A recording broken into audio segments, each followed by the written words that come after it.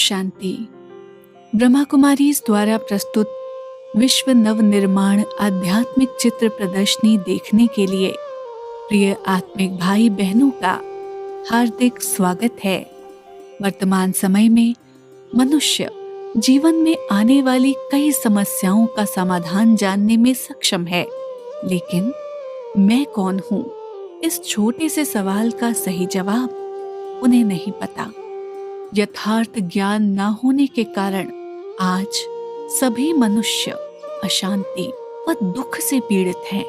ऐसे समय में स्वयं भगवान ही अवतरित होकर अपना परिचय, हमारा परिचय और इस सृष्टि चक्र का सच्चा ज्ञान प्रदान करते हैं।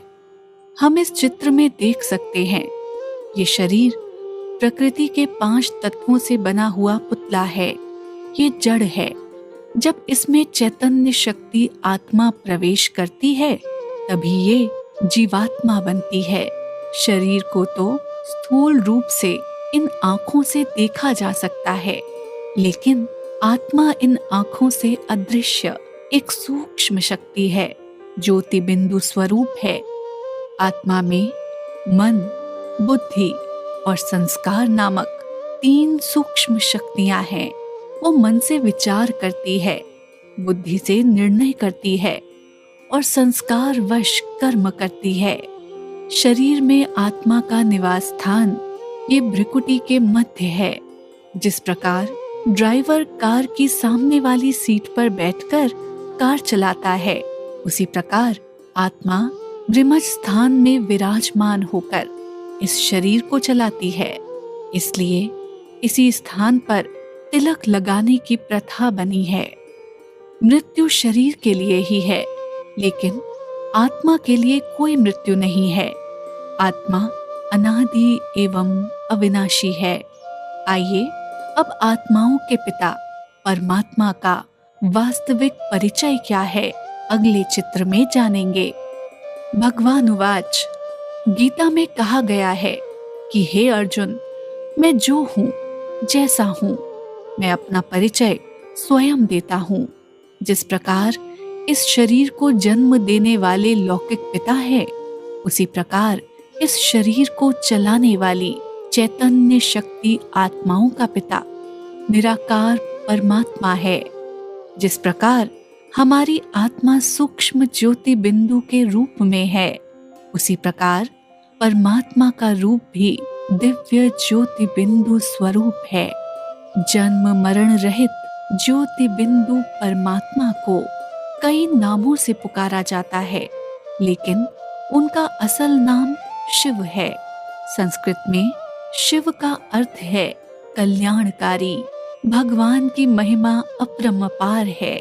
वो ज्ञान का सागर, प्रेम का सागर, शांति का सागर, पतित पावन, सभी गुणों और शक्तियों का सागर है। इतने ऊंचे सर्वोच्च महिमा संपन्न पिता परमात्मा को विश्व के सभी धर्म वाले कैसे मानते हैं और पूजते हैं, आइए अगले चित्र में जानेंगे। निराकार परमात्मा की स्मृति में पूरे भारत में ज्योतिर्लिंग के रूप में पूजा की जाती है। 12 ज्योतिर्लिंग विशेष प्रसिद्ध हैं। अगर देखा जाए तो रामेश्वरम में कहा जाता है कि श्री राम ने रावण से युद्ध करने से पहले शिवलिंग की पूजा की थी और परमात्मा शिव से शक्ति प्राप्त की थी। भक्तगण बहुत मेहनत करके अमरनाथ यात्रा पर जाते हैं और वहां बर्फीले शिवलिंग की पूजा करते हैं। विश्व के रचयिता परमात्मा शिव के स्मारक के रूप में काशी में विश्वनाथ की पूजा की जाती है। सोमनाथ मंदिर, जो कि भारत का पहला प्राचीन मंदिर था, राजा विक्रमादित्य ने यहाँ शिवलिंग की स्थापना की और उसकी पूजा की। उसी प्रकार नेपाल के पशुपतिनाथ मंदिर में भगवान शिव की पूजा पशुपतिनाथ के रूप में की जाती है। इसी तरह जापान में बौद्ध लोग 3 फुट के स्टैंड पर शिवलिंग के आकार का एक पत्थर रखकर शांति दाता नाम से ध्यान करते हैं। मुस्लिम भाई भी अपने पवित्र स्थान मक्का में जाकर शिवलिंग रूपी पत्थर को संगे अवसत कहते हुए प्यार से चूमते हैं।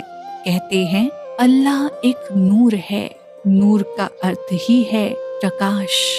क्रिश्चियन धर्म में भी कहते हैं गॉड इज लाइट, ईश्वर एक प्रकाश है।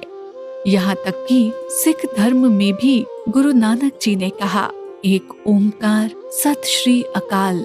इसका अर्थ है कि परमात्मा एक है, वे सदैव सत्य स्वरूप हैं। ऐसे हम देखें तो विश्व के सभी धर्म वाले एक निराकार को ही पिता के रूप में मानते हैं। सभी धर्म पिताएं भी ऊपर की ओर इशारा करते हैं। इसका मतलब है कि भगवान एक ही है, वो ऊपर रहते हैं। ऊपर माना कहाँ? परमात्मा का निवास स्थान क्या है? आइए अगले चित्र में जानेंगे। इसमें 3 लोकों का वर्णन किया गया है।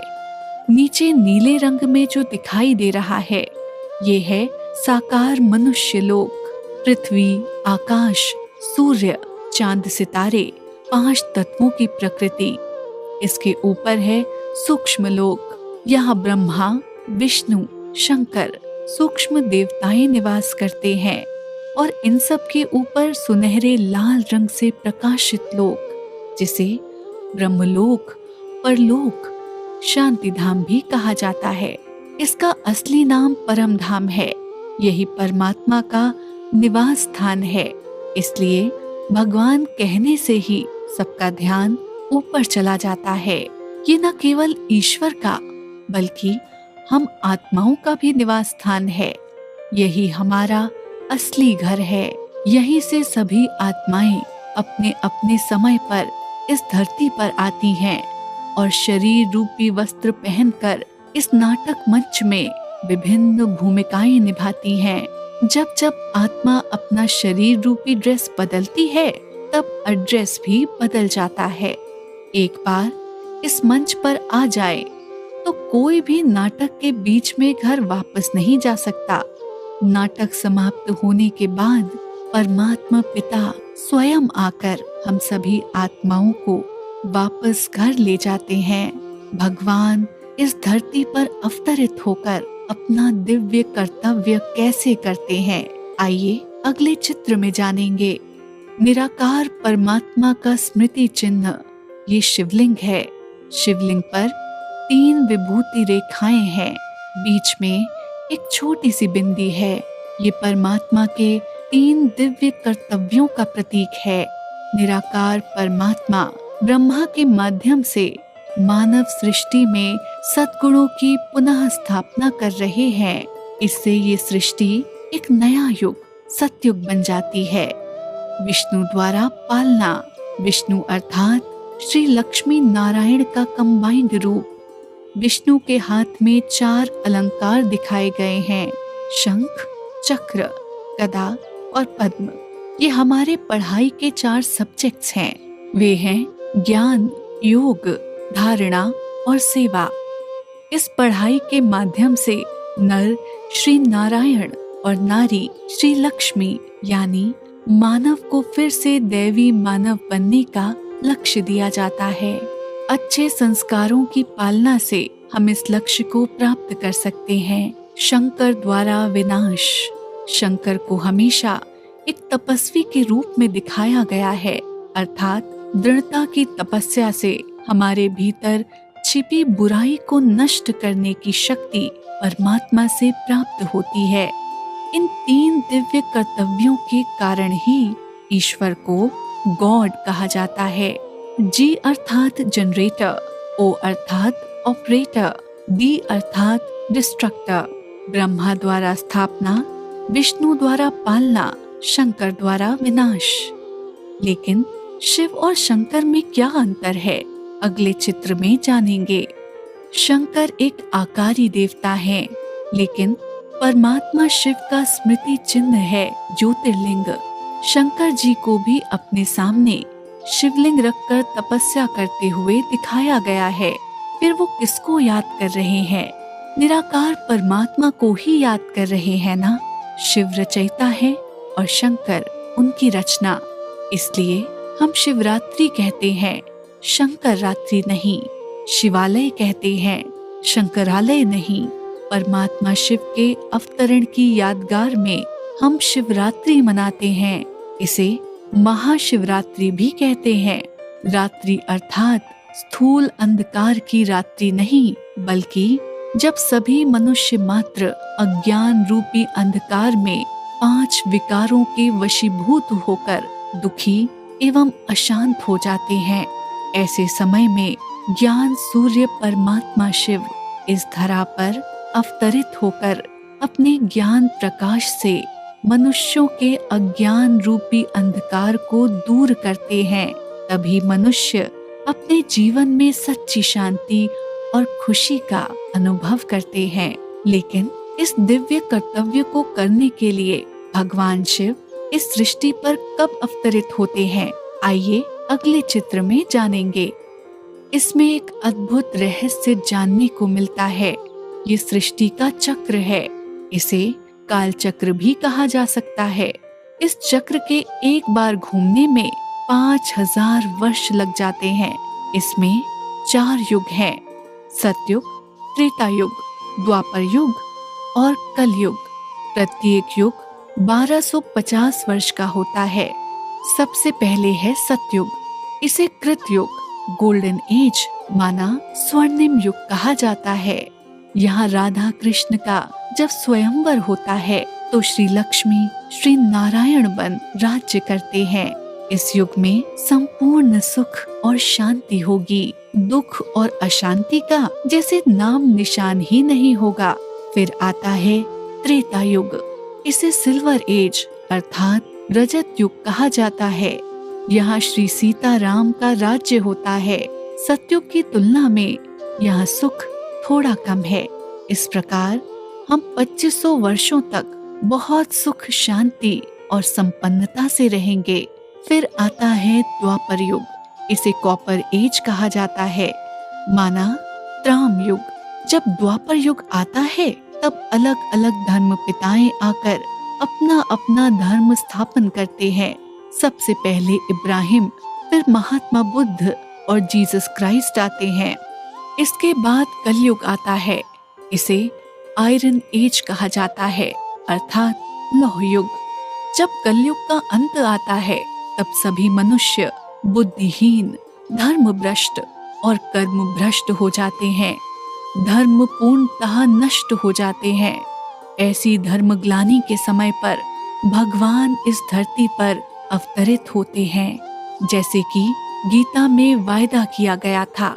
अवतरण का अर्थ है हमारी तरह माता के गर्भ से नहीं, बल्कि किसी के शरीर में परकाय प्रवेश करते हैं। इसे दिव्य जन्म कहा जाता है। वो भाग्यशाली शरीर है प्रजापिता ब्रह्मा। भगवान शिव ब्रह्मा के तन में अवतरित होकर फिर से सतयुग की स्थापना कर रहे हैं, क्योंकि ये काल चक्र है। सतयुग फिर आएगा। इस प्रकार कलयुग के अंत और सतयुग के आरंभ के बीच चलने वाले वर्तमान समय को संगम युग कहा जाता है। ये सृष्टि चक्र हर 5000 वर्ष में हूबहू रिपीट होता है। इस संगम युग में परमात्मा अवतरित होकर कैसे विश्व परिवर्तन करते हैं, आइए अगले चित्र में जानेंगे। ये संगम युग है। इसे कल्याणकारी पुरुषोत्तम संगम युग भी कहा जा सकता है। नर्क समान इस कलयुग के नर नारी भगवान शिव द्वारा सिखाए गए ईश्वरीय ज्ञान और राजयोग की शक्ति से अपने अंदर के विकार और अवगुणों की आहुति दे रहे हैं। इस प्रकार वे पावन बनकर सतयुग में जाने के योग्य देवी देवताएं बन जाते हैं। इसे अविनाशी रुद्र गीता ज्ञान यज्ञ के नाम से भी जाना जाता है। 4 युगों के इस सृष्टि चक्र में मनुष्य किस युग में कितने जन्म लेते हैं, आइए अगले चित्र में जानेंगे। इसमें मनुष्य आत्माओं के साथ साथ भारत के उत्थान और पतन का इतिहास बताया गया है। सबसे पहला सतयुग, श्री लक्ष्मी नारायण का राज्य 1250 वर्ष। यहाँ हम 8 जन्म लेते हैं। 16 कला संपन्न होंगे। प्रारंभ में जनसंख्या 9 लाख होगी। इसके बाद त्रेता युग 1250 वर्ष श्री सीता राम का राज्य होगा। यहाँ हम 12 जन्म लेते हैं, 14 कला संपन्न होंगे। फिर द्वापर युग 1250 वर्ष, यहाँ हम 21 जन्म लेते हैं। जब द्वापर युग आता है तो केवल 8 कलाएं शेष रह जाती हैं। सतयुग त्रेता युग में जो हम पूज्य हैं वही पुजारी बन जाते हैं। भक्ति की शुरुआत यहीं से होती है। सर्वप्रथम राजा विक्रमादित्य सोमनाथ मंदिर का निर्माण कर शिवलिंग की पूजा आरंभ करते हैं। फिर धीरे धीरे हम मूर्तियों की पूजा करने लगते हैं। अंततः कलयुग आता है, ये भी 1250 वर्ष। यहाँ हम 42 जन्म लेते हैं।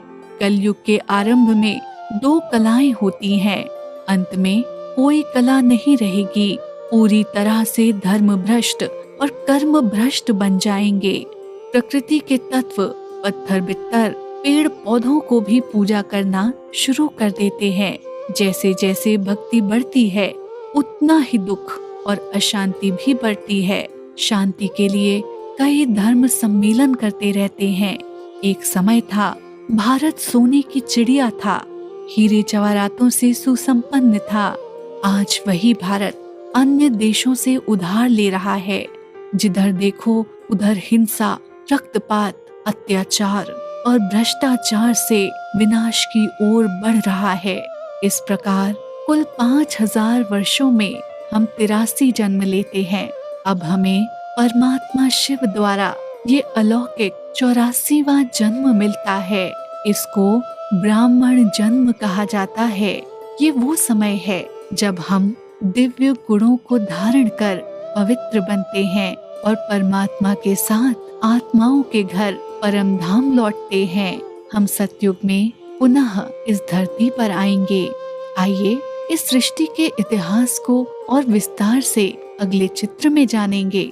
ये मनुष्य सृष्टि रूपी कल्प वृक्ष है। इसका वर्णन गीता में ऊर्ध्व मूलम मध्य शाखा के नाम से किया गया है।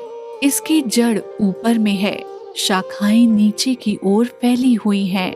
इस कल्प वृक्ष का चैतन्य बीज रूप परमात्मा शिव है। जिस प्रकार एक वृक्ष का बीज और जड़ें धरती के अंदर होती हैं, उसी प्रकार इस मानव कल्प वृक्ष में बीज रूप परमात्मा और जड़ में तपस्वी ब्राह्मण रूप छिपा हुआ है। यहाँ सतयुग और त्रेता युग की तुलना तने से की गई है। सतयुग में श्री राधा कृष्ण थे। वे ही स्वयंवर के बाद श्री लक्ष्मी नारायण के रूप में राज्य करते हैं। बाद में त्रेता युग में श्री सीताराम का राज्य था। इन 2 युगों में एक धर्म, एक राज्य, एक भाषा होती है, पूर्ण एकता है। इसलिए इसकी तुलना तने से की जाती है। जो सतयुग और त्रेता युग में देवता थे, वही द्वापर युग आने पर देह भान में आकर वाम मार्ग में चले जाते हैं। जो पवित्र पूज्य थे, वही पुजारी बन भक्ति शुरू करते हैं। जिस प्रकार तने के बाद कुछ महत्वपूर्ण शाखाएं निकलती हैं, उसी प्रकार द्वापर युग से अलग अलग समय पर धर्म पिताओं ने अवतार लिया और अपने अपने धर्म की स्थापना की। विशेषकर इब्राहिम, महात्मा बुद्ध, जीसस क्राइस्ट, शंकराचार्य आदि। बाद में जब कलयुग आता है तो कई संस्थाएं, मठ, पंथ और समुदाय शाखाओं और उपशाखाओं के रूप में गठित होते हैं। अंत में एक एक पत्तियां अलग होकर ये झाड़ पूरी तरह जड़ी भूत स्थिति में पहुंच जाता है। दूसरी ओर विज्ञान गर्वित अमेरिका और यूरोप वासी लोग इस सृष्टि को विनाश करने के लिए परमाणु युद्ध की तैयारी करते हैं। भारत में प्राकृतिक आपदाएं और ग्रह युद्ध ज्यादा होंगे। इस प्रकार इस कलयुग का महाविनाश होगा। इस समय जिनके मन में परमात्मा के प्रति प्रीत होगी, ऐसी श्रेष्ठ आत्माओं द्वारा पुनः सतयुग की स्थापना होगी। लेकिन गीता में वर्णित राजयोग क्या है, आइए अगले चित्र में जानेंगे। इसमें हम देखते हैं जैसे एक बच्चा अपने को जन्म देने वाले शारीरिक पिता को याद करता है, वैसे ही आत्मा अपने पिता परमात्मा को प्रेम से याद करती है। इसे ही राजयोग कहा जाता है। ये सभी योगों में से सर्वोत्तम योग है, केवल बुद्धि द्वारा किया जाने वाला योग है। सर्वशक्तिवान परमात्मा से बुद्धि योग जोड़कर ध्यान करने से हम सभी प्रकार के व्यसनों व विकारों से मुक्त हो सकते हैं। विशेषकर इस राजयोग मेडिटेशन से हमें अष्ट शक्तियाँ प्राप्त होती हैं। इन अष्ट शक्तियों के माध्यम से हम अपने अंदर के विकारों पर विजय प्राप्त कर शांतिपूर्ण जीवन जी सकते हैं। हमें हर परिस्थिति का सामना करने की आंतरिक शक्ति का अनुभव होता है। इसलिए गीता में कहा गया है कि योगः कर्मसु कौशलम, अर्थात इस राजयोग के अभ्यास से हम अपने कर्मों में कुशलता प्राप्त करते हैं, श्रेष्ठ कर्म करने की शक्ति मिलती है।